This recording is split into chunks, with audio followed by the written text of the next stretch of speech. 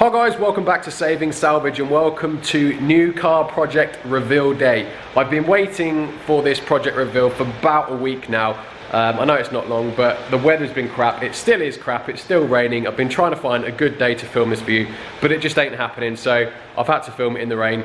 So it might dent it a little bit, but I'm hoping it'll still come across good on camera. So most of you, or all of you actually, will know exactly what I bought by the thumbnail. I'm very nervous but excited about this one at the same time, and I did say in the previous video that it was a bit of a gamble, not in terms of the damage but in terms of the financial repercussions. Obviously you can tell this is quite an expensive car, so therefore if I have bought a bit of a lemon then it can get very expensive. So it is a bit of a risk financially, which is why I've chosen a car that doesn't look too badly damaged from the outside. But again, I have bought this car completely blind. I haven't seen it before. I will be going around it with you guys for the first time as well. So I'm really hoping, fingers crossed, I've bought a genuine a genuine damaged car, if that makes sense. So enough waffling. Please welcome to the channel my new to me Porsche Boxster GTS.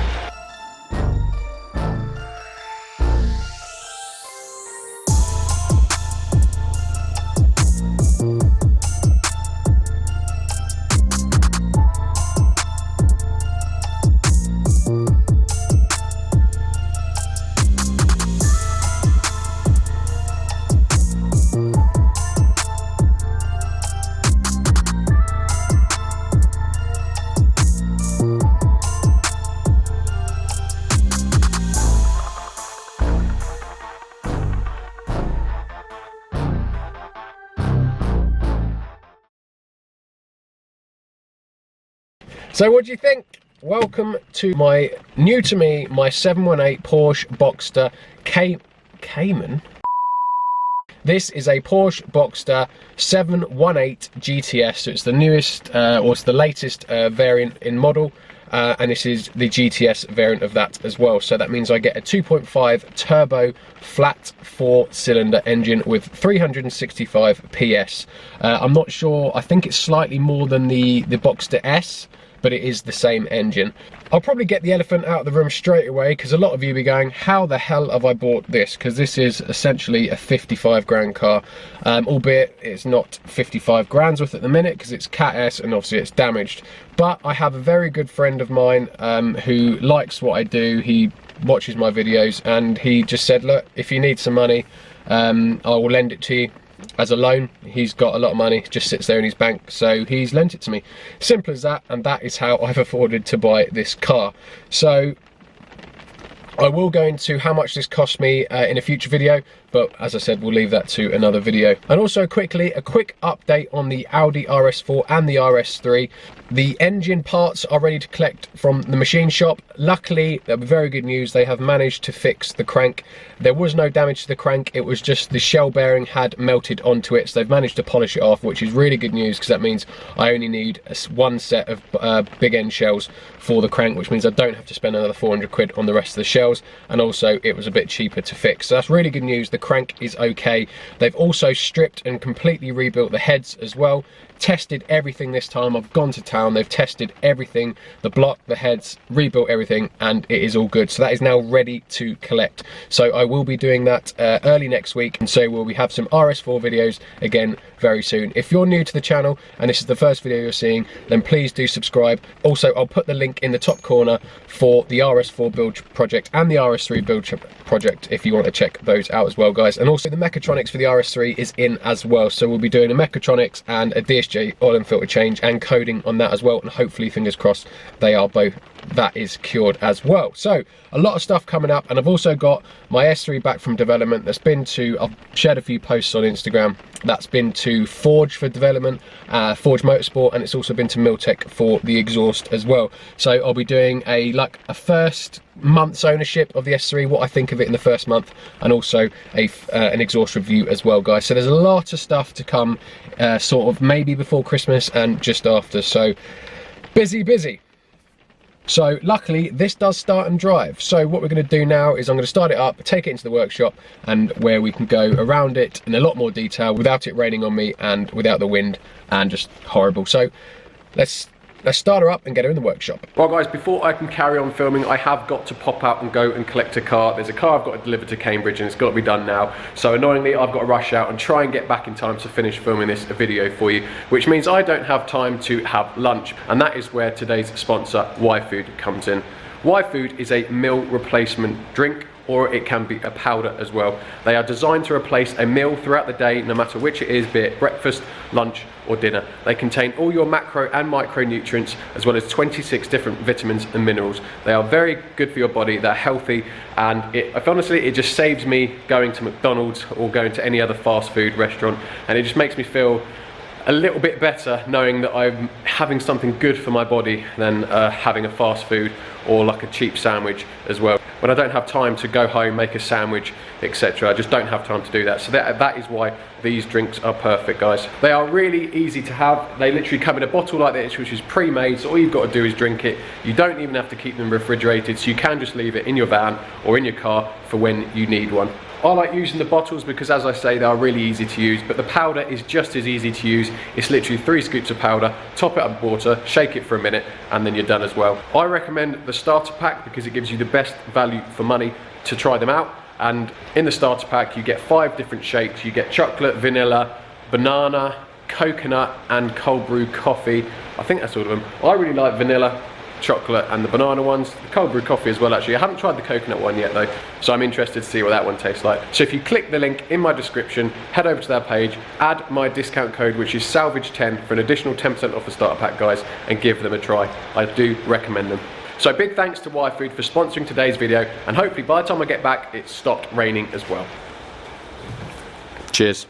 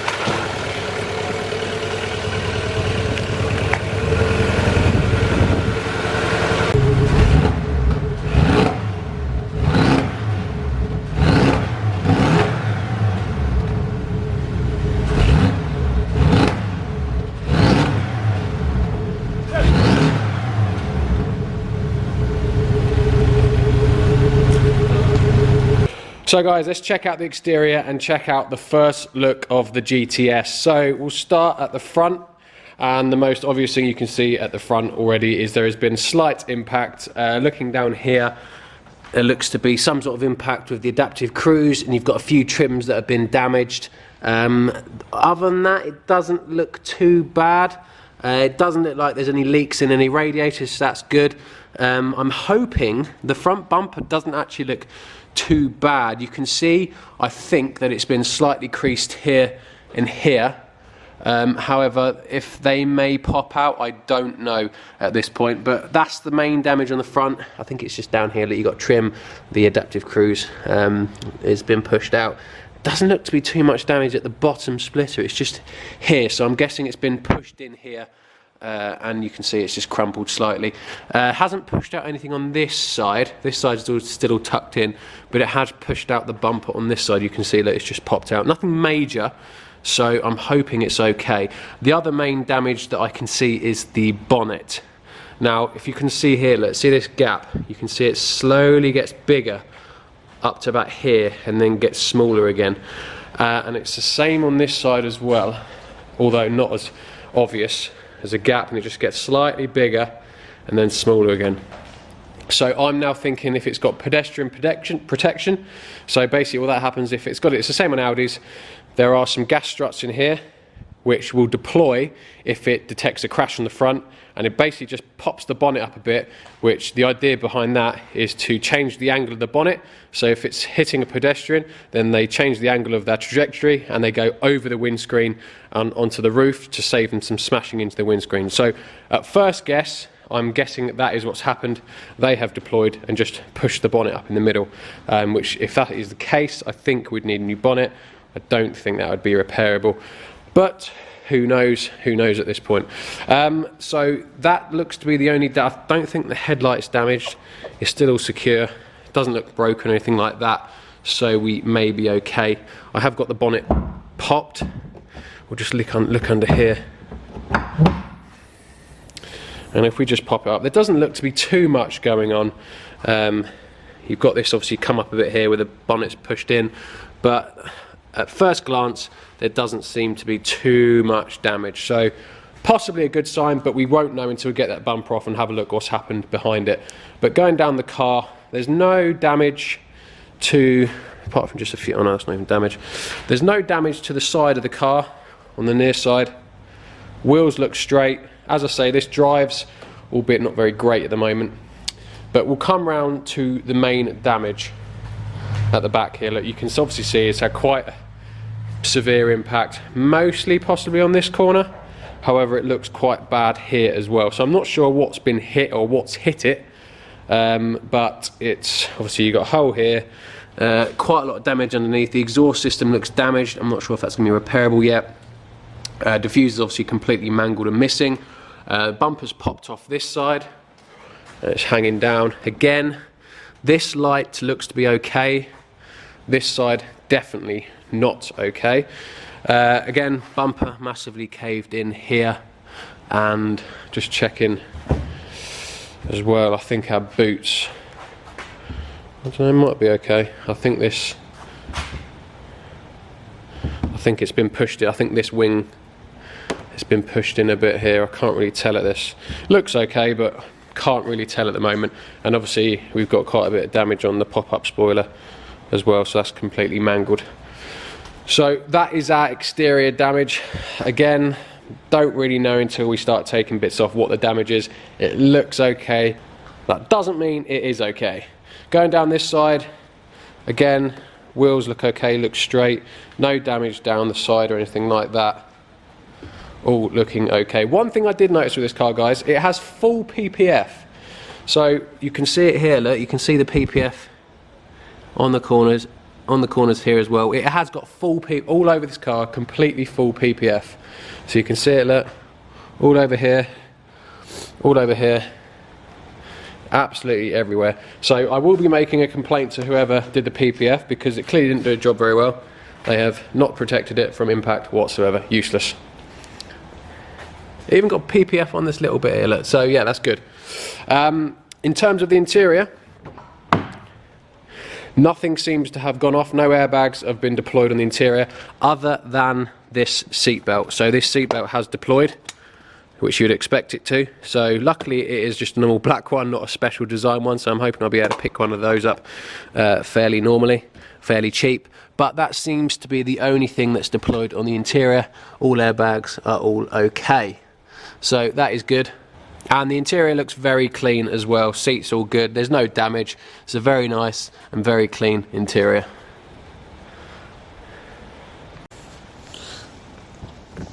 Right. One thing I am going to check quickly, because I want to see if the roof still works, because that will be I don't know if it's a good indication, but I want to know if it works, and I have no idea how to use it. Oh no, here we go. Right, let's go for it. Shut the door.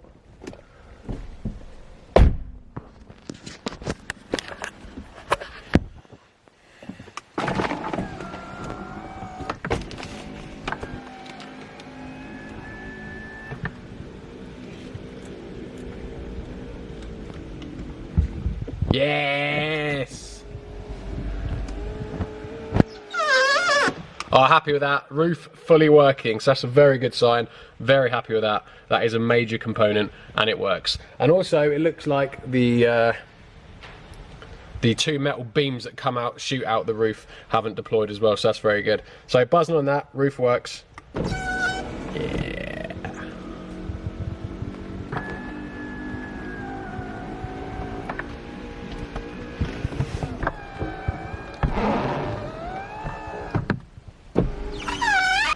So guys, that is the first look at my new 718 Boxster GTS. Let me know what you guys think in the comments. Do you reckon it's going to be okay, or do you reckon I'm going to be in for a bit of a surprise? I am dreading and also excited to take the front bumper and the rear bumper especially off to see what damage is behind it. But let me know in the comments what you guys think. Have I gone too far, or do you think this will be okay? Let me know in the comments. So thank you very much for watching, guys, and if you're not subscribed, please do subscribe for future updates on the GTS, and hopefully, fingers crossed, we can get this back on the road for a relatively cheap price. So thank you very much again for watching, and I'll see you in the next one. Cheers, guys.